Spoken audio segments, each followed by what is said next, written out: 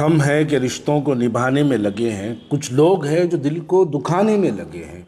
मालूम करो कहीं हाथ उनका तो नहीं जो आज आग बुझाने में लगे हैं। आज वक्फ अमेंडमेंट बिल के मुतालिक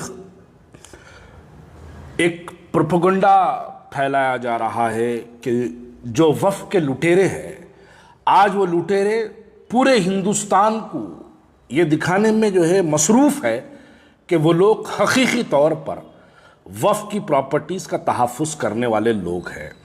कुछ उस सवालात के जवाब आपको यकीनन नहीं मिलेंगे, लेकिन हमारी ज़िम्मेदारी है कि हम आवाम के सामने कुछ सवालात रखें। कल जब आपकी उनसे कहीं मुलाकात हो तो आप उनसे सवाल करिए, दरगाह हज़रत हुसैन शाह वाली रहमतुल्लाह अलैह की 1654 एकड़ के लुटेरे कौन हैं।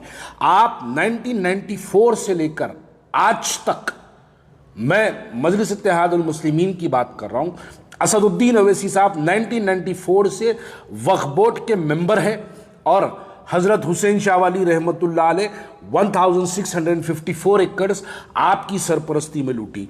दरगाह बाबा शरफुद्दीन पहाड़ी शरीफ की 2365 एकड़ 2365 एकड़ बोल रहा हूं मैं, लैंड किसके पास आप थे जब वक्फ बोर्ड के मेंबर आप थे, आपकी सरपरस्ती लूटी, जिसमें से 1200 एकड़ जीएमआर के नाम पर एयरपोर्ट पे ले लिया गया, आप उसके मेंबर थे तब लूटी।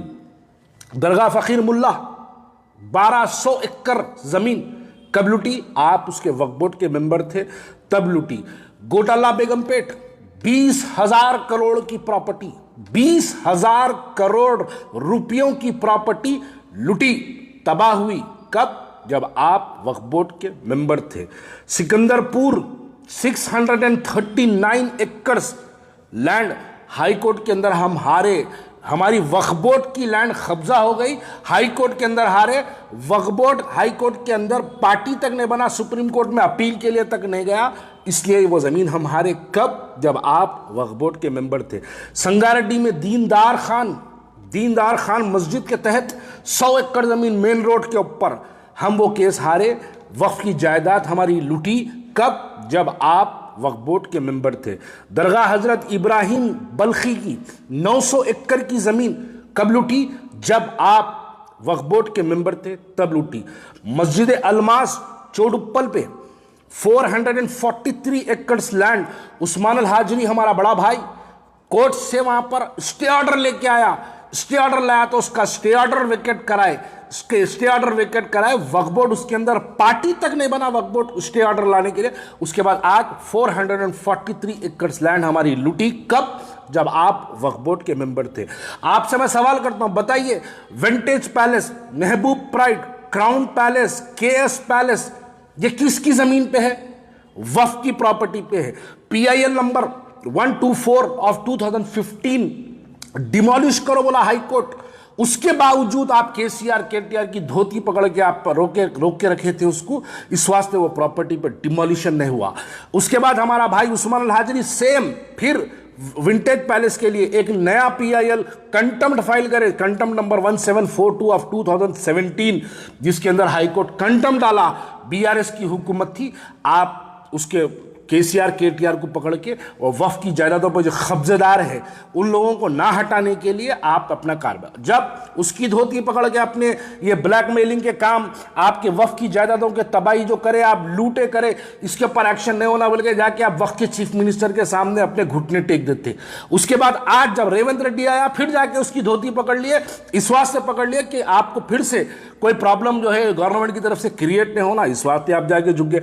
आप बताइए मक्का मस्जिद के तहत 25 एकड़ जमीन, शेखपेट पेट्रोल पंप के बाजू से जो पेट्रोल पंप के दोनों तरफ से रास्ता निकलता, ये किसकी जमीन पे है। आज भी जब हम वो रोड पे चढ़ते, खबरों पे से वो रोड डाली गई, आप कसम खा के बोलिए इसके अंदर आपका दखल नहीं है, बल्कि आप कसम खा के बोलिए आपका एमएलए ठहर के वहां पर, मरहूम एमएलए आपका ठहर के रोड नहीं निकाला। आप कसम खा के बोलिए रात के 2 बजे उस्मान अल हाजरी 150-200 लोगों के साथ आके वहां पर एहतजाज करा तो उस्मान अल हाजरी को रोड पे से गिरफ्तार करे। वक्फ की जायदाद लूट रही थी, हमारा उस्मान भाई रोड पे से गिरफ्तारी दिया रात के 2 बजे उसको लेके जाके, 3 दिन उसको जुडिशियल कस्टडी में रखे, सब वो केसेस डाल के उस्मान अल हाजरी को परेशान करके रखे थे।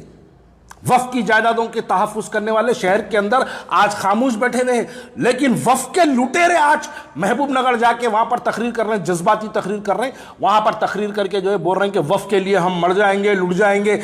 आप बताइए विंटेज पैलेस वक्फ की जायदाद पे है, कौन चलाता, उसके अंदर से कितना मामूल आपको नहीं आता। महबूब पैलेस की बात कर रहा हूं, आप देखते जाइए। मैं एक डोर नंबर बोलूंगा, डोर नंबर 20-4-231, दीवान जा बहादुर की 961 एकड़ की कब्जा किसके नाम पे? सेल्डिट आपके एमएलए के नाम पे। नाम बोलूं? आपके एमएलए के नाम पे है। कोर्ट में केस चल रहा, आपके एमएलए लोगों को डरा रहे, नहीं लड़ना केस बोल के। वक्फ की जायदाद लूटने वाले आप वक्फ बोर्ड के मेंबर आज भी है, 94 से भी है। आपके उत्ता वक्फ बोर्ड के अंदर अगर कहीं पर तबाही हुई तो मैं नहीं समझता पूरे हिंदुस्तान के अंदर अगर सबसे ज्यादा वक्फ की जायदादें कहीं लूटी, कहीं तबाह हुई, कहीं बर्बाद हुई, तो मैं मानता हूं पूरे हिंदुस्तान के अंदर सबसे ज्यादा वक्फ की जायदादें कहीं लूटी तो वो मुत्तहिद आंध्रा, तेलंगाना और हैदराबाद के अंदर प्रॉपर्टीज लूटी आपकी सरपरस्ती में। वक्फ बोर्ड में शुरू से लेकर आज तक भी वक्फ बोर्ड में आपका कंट्रोल है। आप बताइए मेरे को 865 एकड़ मलंगानी कुंटा की जमीन कौन बेचे, किसके नाम पे सेल्डिड है? वही साहेब के नाम पे सेल्डिड है जो साहेब को देख के आप हाथ चूमते। वो साहेब सेल्डिड करके 865 एकड़ जमीन वक्फ की उन्होंने बेचे। आज भी उन्होंने वक्फ बोर्ड के मेंबर बने हुए हैं। आज भी वो शख्स जो 865 एकड़ जमीन वक्फ की जायदाद बेचा, आज वो शख्स को मजलिस इत्तेहादुल मुस्लिमीन MIM उसको वक्फ बोर्ड के अंदर बिठा के रखी, और आज आप निकल के वक्फ की जायदादों के तहफ्फुज की बात करते। अरे वक्फ बोर्ड से हमको क्या मिला? हमारे बाप दादा परदादा सकड़ दादा हमारे लोगों ने वक्फ की जायदादें, आप लोग उसको तहफ्फुज नहीं कर सके। आप लोग वो जायदादों को लुटने दिए, आप वो जायदादों को तबाह होने दिए। यहां पर आखिरी में मैं बात कहना चाहता हूं, मौलाना खालिद सैफुल्लाह रहमानी साहब, भाई साहब, मौलाना आप all India Muslim personal law board के सदर हैं, आप हैदराबाद मुस्लिम पर्सनल लॉ बोर्ड के सदर नहीं हैं। आपके साथ एक खिलवाड़ हो रहा, आप मासूम हैं, आप नादान हैं, आपको नहीं समझ में आ रही बात। आपको लेके जाके गाड़ी में काहे पाशा बोल के फोन कर रहे हैं, आप गाड़ी में आ जाओ बैठ जाओ बोल तो गाड़ी में बिठा रहे हैं, लेके जाके वक्त के चीफ मिनिस्टर के सामने, चाहे वो KCR हो उसके पास बिठा दे रहे, चाहे वो रेवंत रेड्डी हो उसको बिठा दे रहे। आपको रेवंत रेड्डी के ने लेके गए बाहर, आपको बिठा दिया, अंदर जाके खुद रेवंत रेड्डी के आधा घंटा पैरा हाथा पढ़ के रोके धोके हेड्रा का पीछा छोड़ो बोले। मौलाना आप मुस्लिम पर्सनल लॉ बोर्ड के आप उस कुर्सी पे फायज है जिस पे कभी अली मियां नदवी रहमतुल्लाह अलैह उस पर फायज हुआ करते थे। अली मियां नदवी रहमतुल्लाह अलैह वक्त के प्राइम मिनिस्टर को देवबंद बुला लिए थे, तारीख है उनकी। इंदिरा गांधी को देवबंद बुलाने पर अली मियां नदवी रहमतुल्लाह अलैह, मुस्लिम पर्सनल लॉ बोर्ड हमारा उतना मियारी बोर्ड था। आज क्या हो गया मौलाना? आप एक के पीछे भाग रहे। अरे आप मुस्लिम पर्सनल लॉ बोर्ड के मेंबर है, आप हर एक के पास जाओ, आप हर पॉलिटिकल पार्टी के न जाओ।